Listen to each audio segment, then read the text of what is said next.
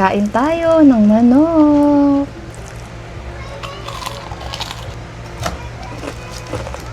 Sarap. Ang crunchy niya. Crunchy. Tapos, juicy pa siya. Hindi tuyo yung loob ng manok. Favorite part ng manok ko is yung thigh part. Tapos may ketchup. Sarap.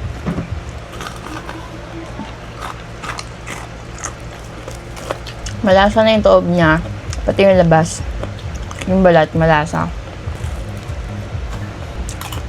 Healthy pa to.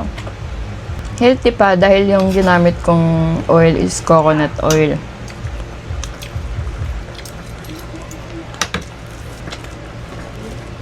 Yung kanin naman, freezer ko muna.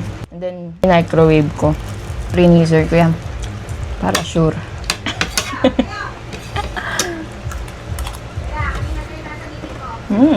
Sarap. Sarap ng manok ko, guys. Crunchy. Tapos, juicy. Tapos, wala pa siyang dugo-dugo. Ketchup yan, ketchup.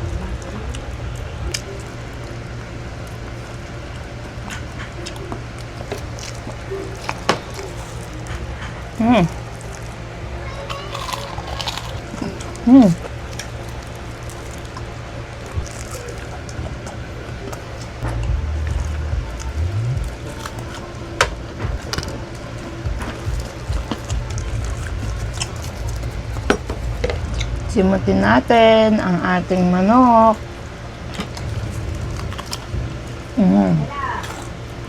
Rinig niyo ba yun?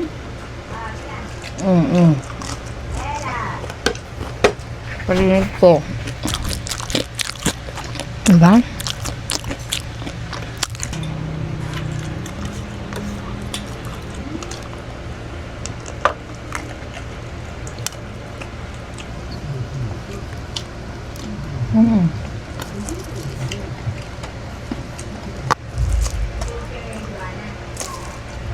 Bye-bye.